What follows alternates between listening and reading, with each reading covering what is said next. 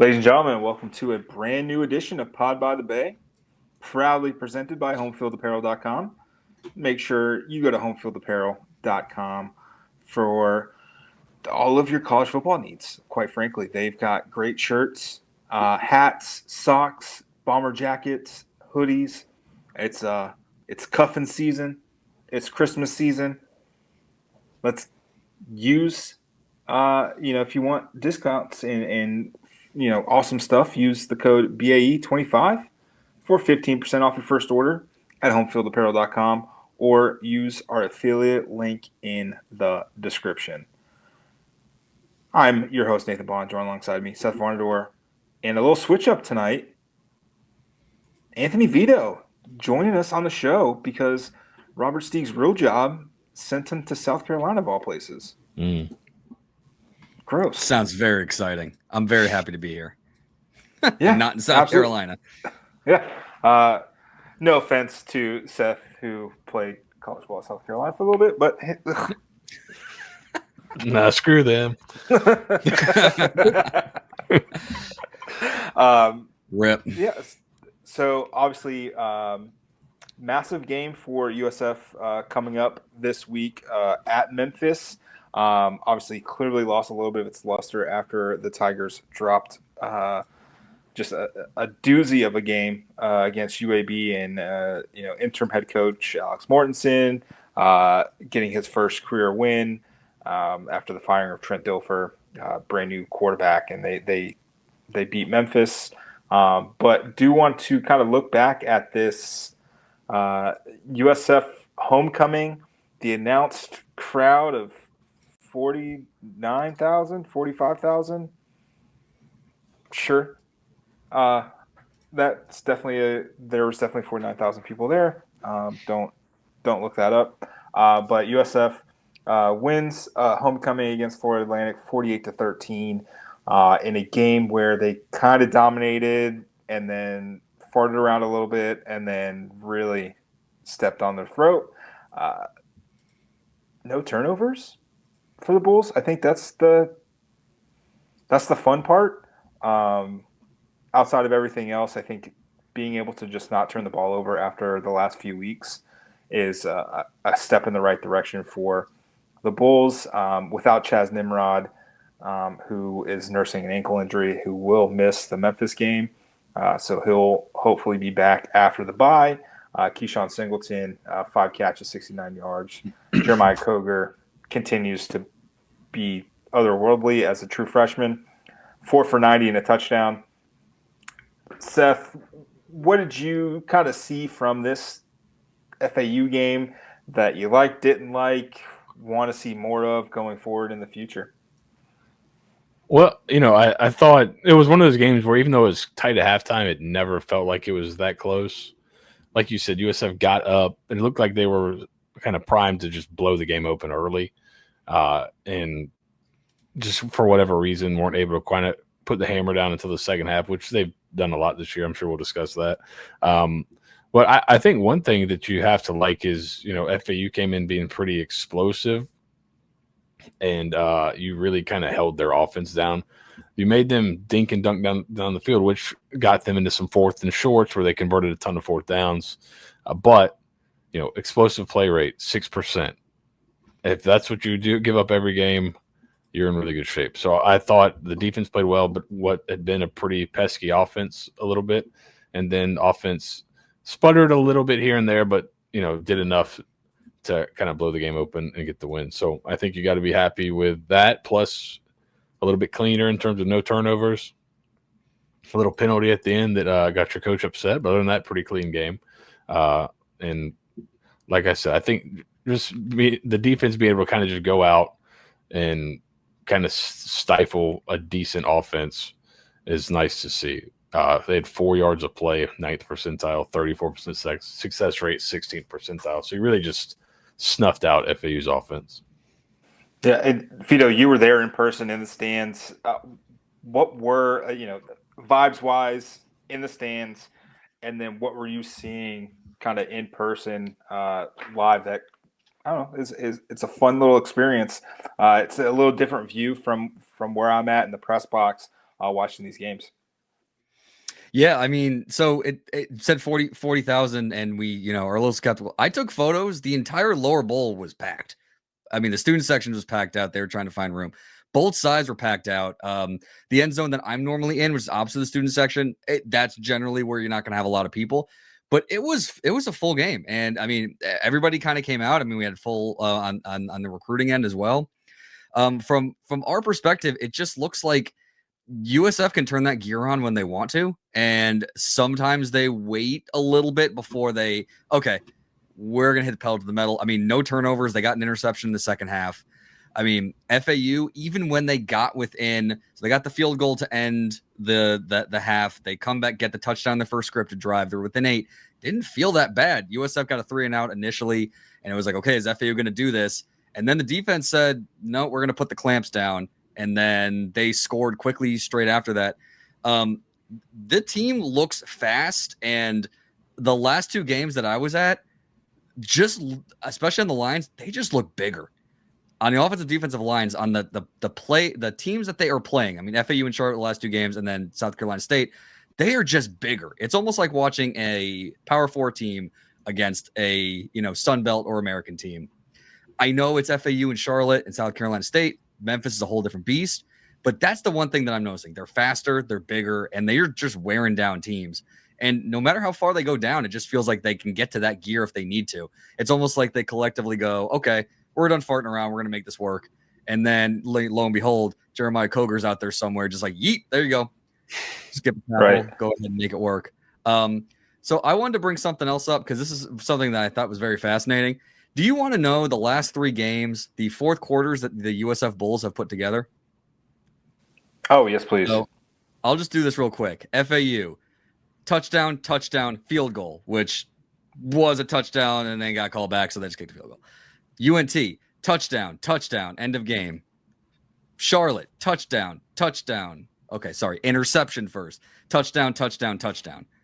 I mean, there.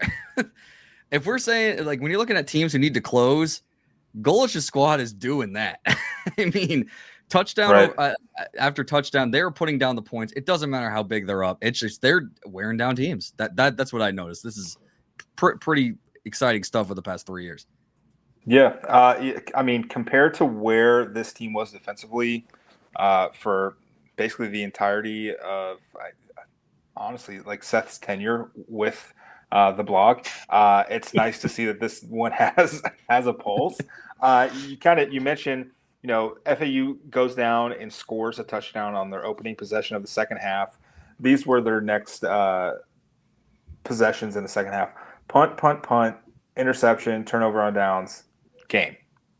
So USF forced 4 3-and-outs. FAU had a 10-play, 4-minute drive that netted 35 yards that ended in a punt.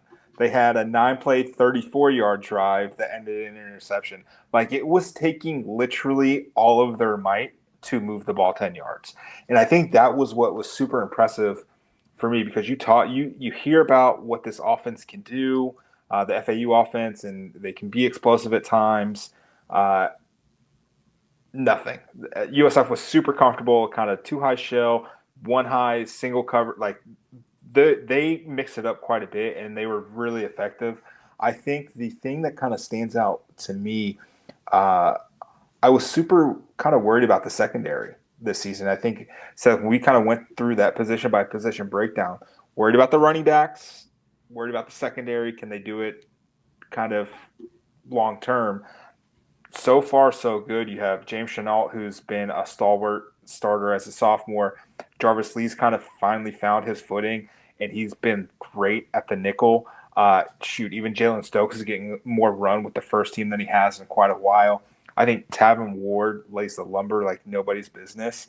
The tight end ended up catching the ball, but he knocked the piss out of that guy on basically a little jump ball, like a seam route, and Tavin literally laid him out. So much so that after that play, because the tight end was kind of crawling / walking off, Tavin Ward's walking back to the sideline, doing a little gravedigger kind of celebration after that. Like, That's the swagger that clearly this defense has not had in a very, very long time. I put out a pretty depressing stat on Twitter today about Mac Harris, who leads the team with 5.5 sacks. Nobody has had more than 5.5. Nobody's had more than 5 sacks since 2017, when Bruce Hector, Dieter Sanat, and Mike Love each had at least 5.5 sacks. So we're coming up on nearly a decade since USF's actually had like a competent pass rush. Granted, it's from the linebacker position, but Mac Harris is so dynamic. Like, he does so many great things, and blitzing the passer is one of them. So you're going to make sure he does that. I don't care who it is. This is a very dynamic thing. Those 3 guys that I mentioned all had PT in the NFL. So if you're I think Mac Harris is playing himself into the NFL this season. He's just been at a completely different level. Jalen Shuler has been pretty great. Defensive Player of the Week last week. Had another strong game this past week. Like, those 2 guys in the middle, you can't really ask for much. And I feel bad for Rocco Nickel and Chavez Brown, because they're never going to see the field. Rodney Hill is just going to have to wait another year to really get a lot of playing time. Xavier Hamilton's kind of started to see some, but he's got like that club on his hand. He's made a couple of plays, but I'm super impressed by the defense, the secondary. I mean, shoot, Fred Gaskin's been great. It's funny you go all the way down there. They're surpassing everything that you hope this defense could be this season. You went through all that. You didn't even mention Rucker either. Who else has been doing well? You just keep going on the not all defensive MVPs, but just how good this unit is. What shocked me when I just looked at the stats: Shuler has 61 tackles, total tackles. Mac Harris has 56 total tackles. The next leader is Tavin Ward at 38. It's almost like they're just collecting tackles like Pokemon cards. They're like, oh, someone's got the football, bet I'm going to hit him. That's what the kids say. I'm sorry. I just learned that today. Nice. Can I give you guys a fun stat here? Always. I just went and looked up. All right. So PFF does something called pass rushing productivity, which is basically how much pressure individual players create on a per snap basis. And then they give more weight towards sacks, right? Have you guys seen stuff going on Twitter about Arvell Reese at Ohio State? Whereas number 8, if you're following a bunch of college football people on Twitter, they're talking about Arvell Reese is a freak. He's going to be a first-round draft pick. He's having an unbelievable year. Yeah. He is tied for first in the country in pass rushing productivity with Matt Harris. That's good. Yeah, that seems good. Not so bad. So above 5th is David Bailey at Texas Tech, who's getting all kinds of buzz. Cassius Howell at Texas A&M is 8th. If you watch him play Florida, he ate Florida's left tackle's lunch, who will probably be an NFL draft pick. So pretty good company there. And he has 264, or I think they both have the same amount of pass rush reps. So pretty much. So that's kind of interesting. Number 1 in terms of productivity when you take the filter down a little bit, but not all the way to 0. So he's got a lot of pass rush snaps, and he's very productive at it. So here's a fun stat for Mac Harris. So he has total this season per PFF 438 snaps. Again, per PFF. He has 63 pass rushing snaps. Of those 63, he has 18 pressures and 5.5 sacks. Jeez. that's why he's tied for first. Like that's insane. And what's phenomenal, again, according to PFF, he doesn't even lead the team in quarterback pressures. That's Ira Singleton with 19. He's tied for second with Travion Mitchell with 18. Denard Flowers has 11. Devin Lee has 9. Jalen has 7. Rico has 7. Josh Scar has 6. Like, the thing that we've always kind of wondered for 5-6 years at this point, will they be able to affect the passer? Can they get home? brother, they're getting home and you're seeing the effects of it. Yeah, I'm that's almost mess to maker. yeah. Drew's still seeing dudes like that. The ghosts will be with him for a while. UTSA can't take advantage of them. Even they could have 13, 14 ghosts helping them out on defense. I don't think it would have mattered last week. But when you turn the ball over, what North Texas was able to do to UTSA is what they couldn't do against USF. They did not capitalize on the turnovers that they created, and that was the ball game. I think it got real quick. I think UTSA, real big aside here, UTSA like turned the ball over 3 times on the first 4 possessions, touchdown, touchdown, touchdown, game's over. So definitely something Garbage to time keep already. in mind. Yeah. It got bad. It got late real quick, real early, I guess is what they call it. So it's exciting, and then you bring in the addition of Michael Williams, who he was one of their best. He basically became like an interior pass rusher on passing downs last season. That was his spot. Yeah, they'd move him, loop him, but he'd come in third down and just rush the passer like crazy. Yeah.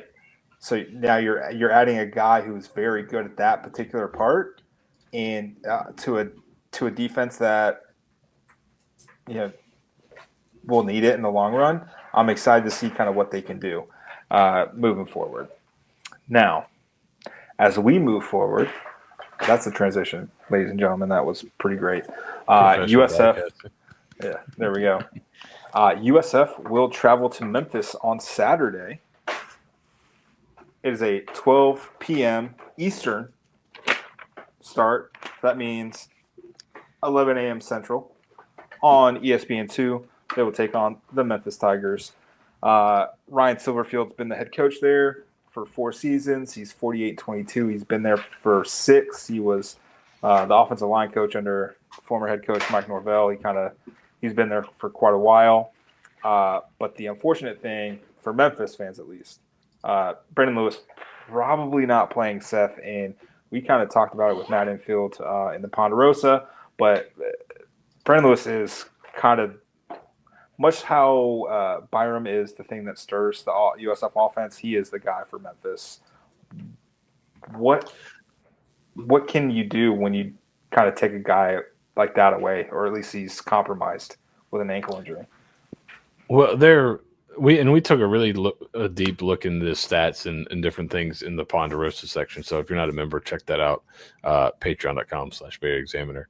$10 a month will get you that and a bunch of other stuff. But looking at their rushing numbers are really good. But and they have 2 really good running backs. But he is a big part of the rushing success. He's one of the top rushers in the country in terms of EPA per rush. Obviously, it's skewed a little bit towards quarterbacks, but still, that's a really big element of their offense. So even if he is going to play, that part will probably be limited.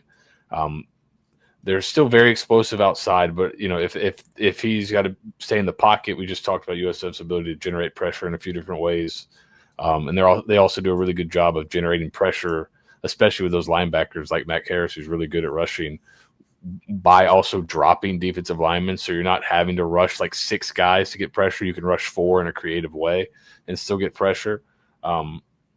So they can kind of still be safe on the back end. So if you either get a compromised Lewis or you get AJ Hill, the really talented freshman, Orlando's done a pretty good job of confusing those young guys, and he can throw some stuff at AJ Hill that I think will give him some issues.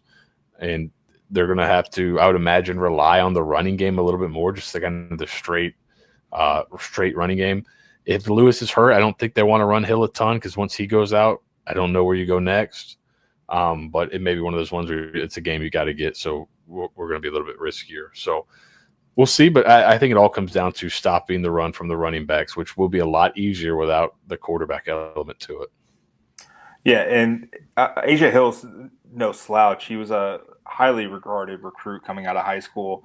247 has him a 4-star, 92 composite score. Ton of SEC offers. Yeah, 15th quarterback in the country ranked. Florida, Alabama. He visited Florida. Alabama offered him. Arkansas, Auburn. and Tennessee, Georgia Tech, Georgia, Florida State, Duke, Cincinnati. Like the dude's legit. He's 6'4", 215. So it's not like you're getting. Sorry, it's not like you're getting Bryce Archie. Oh. Sorry, friendly fire. Sorry, man. Can I give you a quick line from one of his high school evaluations? Yes. Not the type of athlete that's going to win a ton of foot races on Saturdays, but improve pocket movements as a senior, got much more creative as a scrambler, still needs to keep improving internal clock and find ways to avoid crippling sacks. Fair. Well then. Multi-year starter at a Power 4 level, NFL tools. So we'll see. But he still has a lot of weapons around him. I think they're going to rely on them. More specifically, Sutton Smith, running back, and then Greg. You can say his last name, Seth, because I'm awful at pronunciation. DeRosier Jr. I believe. Both DeRosier Jr. averaging almost 7 yards a carry. Sutton Smith averaging a paltry 6.4 yards a carry. Those dudes are legit. They've combined for 11 touchdowns. DeRosier has a 90-yard touchdown run. Sutton Smith has a 64-yarder. To his credit, another Memphis team with good running backs. That's there you have it, folks. They're Lo and behold, shocking stuff over here. But they're really good. Wide receiver Cortez Branham has been really good. Leads the team in touchdowns with 5, almost 17 yards a catch, 29 catches, 491 yards. Jamari Hawkins has 20 catches for 364 yards. Those are the guys you gotta kind of look out for. They're super talented. I think they're gonna try to make the pitchers pretty easy for AJ Hill to kind of maybe one read and go sort of thing. USF's just got to be locked in and prepared for this. I really don't see Brendan Lewis starting. And I mean, ankle injuries suck, man. Like, Seth, have you ever played on a sprain, like a high ankle sprain, low ankle sprain? Like, as a quarterback, how does it matter which ankle it is for you? If you're, right-hander, does your left foot, does it make it worse, or is it the right foot? Does it really not matter as a quarterback? They all suck. No, it matters. Really hard. It matters because throwing is really rotational, so you've got to have something to rotate over. So that front foot may be even worse. But I think spring football one year in college, I think I broke my ankle, but I didn't get it checked out until a few days later. I was playing basketball. It was okay. And so I had to do spring practice. I had to do spring practice with it. It was not fun. So yeah, no, it's not a good time if you have a hurt ankle, because it is a lot of it's a lot of quick rotation, a lot of quick movements in terms of dropping back, setting up. You're pushing laterally a ton too, so it could be difficult to deal with. I don't like even. I think they still have a lot of talent outside of Lewis that they can still win this game. We'll get to the predictions here in a little bit. It doesn't seem smart to risk it when you still have the back half of the schedule. There's still 5 games left after this, or 4 games left after. You have another month of games where you can still, if things kind of break your way, and you can maybe sneak in with 2 losses. I don't know how North Texas and Navy are playing. It's going to be interesting, but it doesn't seem prudent to kind of send out a guy who is so reliant on his legs to face a team who has made it very uncomfortable for even the best quarterbacks. Well, you also want to give yourself the best chance to win. I know in Ryan Silverfield's press conference, he said, we'll play 3 quarterbacks if we have to. So I think the thing here is, like, who do you prepare for? So the thing that could surprise them is if you start off with one and then all of a sudden you get a swap and then that changes the dynamic a little bit. We even saw in the Charlotte game, a switch of quarterbacks could all of a sudden give you a little something. Of course, you're up by 20 at that point. So if USF's up by 20 and they change quarterbacks, maybe that feels better. But I think you're right about Brandon Lewis, especially if you're going to run. I mean, it just doesn't seem like what you're going to do. And we have a lot of experience based on last year of what the quarterback, injury situation could potentially be game to game. So they might just be trying to have USF prepare for everything. But I mean, this is kind of a spot where, in the years past, USF would go into a pretty tough environment and could potentially slip up. But I mean, this is kind of a whole different game. And Memphis losing the UAB, now all of a sudden they got to put their chips on the table because they can't lose two. If you lose two, you're probably not making the conference championship. And at that point, everything that you thought you were doing was kind of out the window. What I have noticed is you mentioned they got great running backs as usual, and they're third in the conference in rushing offense. They're also best in rushing defense. They only give up 106 yards on the ground with 8 touchdowns. So that's technically best in the conference. So that is something to look at, especially with Byram running the football and, what can they do on the ground? If they could stop you and they force you to throw, that's, could be a potential risk factor if Memphis can also successfully run the ball. So it seems like they kind of have their identity there. I'd say what is interesting looking at Memphis, like the thought of 3 quarterbacks. All the quarterbacks besides Lewis are freshmen or redshirt freshmen. So if they do have to go to 3, they're not bringing in anybody that's played a ton. Lewis, there's a reason they went out and got him in the portal, and it's not like he was he wasn't like wasn't seen, I don't think, as like a high end get, but he was a good player that played a ton of football. So, and he fit what they want to do really well. So if he's not playing, it's going to be a ton of young guys that have not played very much. And I think Todd Orlando would have a lot of fun with that. Yes. So we'll see. I think USF fans start getting a little scared when we talk about backup quarterbacks who could potentially run on you. Yeah. Zach Caleris is running down Dale Mabry still. Yeah, it's what, 16 years later? Good Lord. Yeah. We're old. We are old. Yeah. Yikes. But let's get into it. Predictions. So, last week, FAU. Let me pull them up. Seth and I picked USF to cover 21.5. They sure did.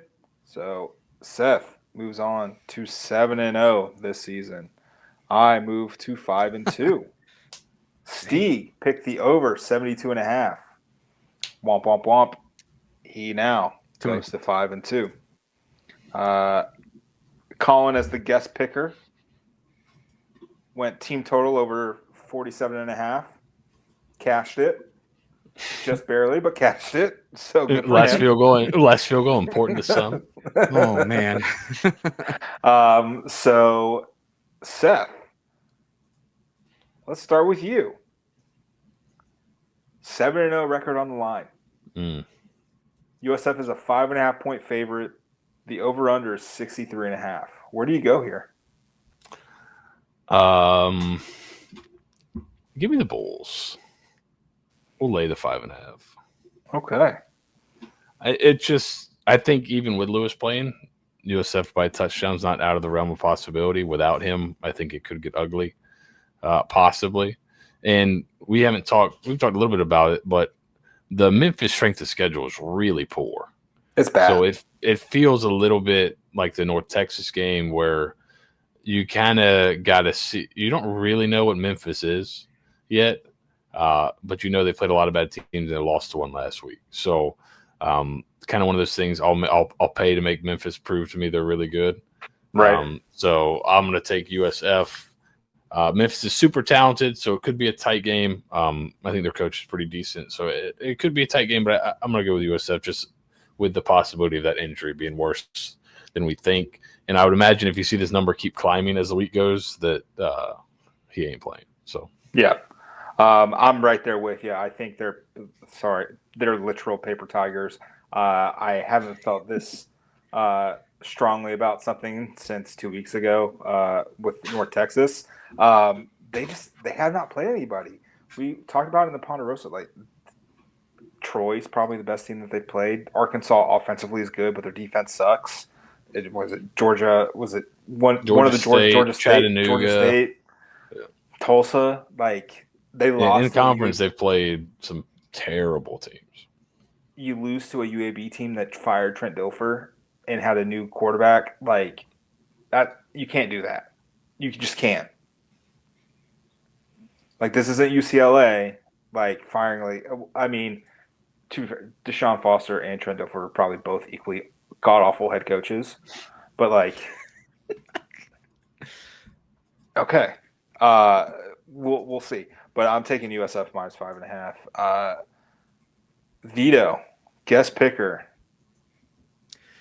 Yeah, so wouldn't that be a crazy UAB dead cat bounce if they just keep rolling with this? Hopefully not, since USF has to go to Birmingham in a couple weeks. So since I don't have much in the game, I'm going to go ahead and say, because we talked about the halves spread in here, I'm just going to go ahead and go off the board and do USF minus 2.5 second half. Do I need to list off how many touchdowns the Bulls have in the fourth quarter in the conference play again? I think they're going to score and cover. I'm USF adjusted. It took to about North Texas where I finally had to kind of like realign myself into thinking that this ain't the same old South Florida. Sorry to say it again, but like this is a team that knows how to win and is actually bigger and stronger on the lines and looks bigger and stronger. And when they're not quote unquote farting around, which is my new favorite term, Nate. I love saying that all the time now. Quit farting around should be a shirt. It's great. As long as they're not farting around, I don't really see, even with Brandon Lewis healthy, I still think USF can get this one going. It's just gonna be the turnover. So I'll take the minus 2.5 second half. I mean, I think they'll get that easily and we'll turn around and go, oh, yep, it's another one of those games. I mean, what, 48's the least amount of points they scored in conference play so far this year? That's kind of silly. I think the show as a total is on the minus 2.5 second half. Yes, as well. Much like the Cartavius Norton approval. anytime touchdown plus 110. Yeah, I think that we're on the minus 2.5 second half as well. Yeah, that is the BAE approved. Bet the mortgage on it. Don't actually do that, but maybe. So I saved Steaks for last for a particular reason. Basically, real Lee Corso. So you're all picking USF. You're all on the Bulls. He's picking Memphis money line straight up with, quote, everyone's luck runs out sometime. And then we talked about it a little bit, and he said he would say it would be Navy for him as like the trip-up game, but he thinks this week at Memphis without their starting quarterback is the trip-up game for the Bulls. He is staking his 5-2 record. Nobody has missed 2 in a row this season, so a lot on the line for him. Unfortunately, wow. I hope to God he's wrong. 11 a.m. local, maybe hit Beale Street. I don't even know that would happen. 11 a.m. local, maybe it's super sleepy and it's a little snoozy start for them. Maybe that's what he's banking on. Yeah. If you're wondering about local Memphis spots, check out our Patreon preview with Matt Infield, who was a sports anchor up there for I think Action News 5 in Memphis. Did a really good job breaking down the team, giving us some spots to hit up in Memphis while you're there if you are making the trip. And he also gave a little nostalgic look back at some of his USF haunts when he attended school there. So, yep. So make sure you guys check that out. We'll have coverage. Colby and the guys will have their own podcast coming out later this week. They've got Colby will have a preview up. Make sure you check that out. I think if I put it out in the air, he actually has to do it. So I think Colin's going to write something as well. Sorry, dude. Now you're forced to do so. But yeah, make sure you like, subscribe, tell your friends. We're trying to do this right. I feel like we've done a pretty bang up job this season, and we just want to keep it rolling for you guys. Again, ESPN2. It's a nooner Saturday. Be there, have fun. If you're traveling, be safe, enjoy it. It should be a fun time. Go to the Bass Pro Shop, have a drink to at the the pier. bar. Pilgrimage to the pyramid. You have to do it. Have to see But it. enjoy Memphis. Listen to some blues music. Have fun. Go Bulls. Go Bulls. Go Bulls.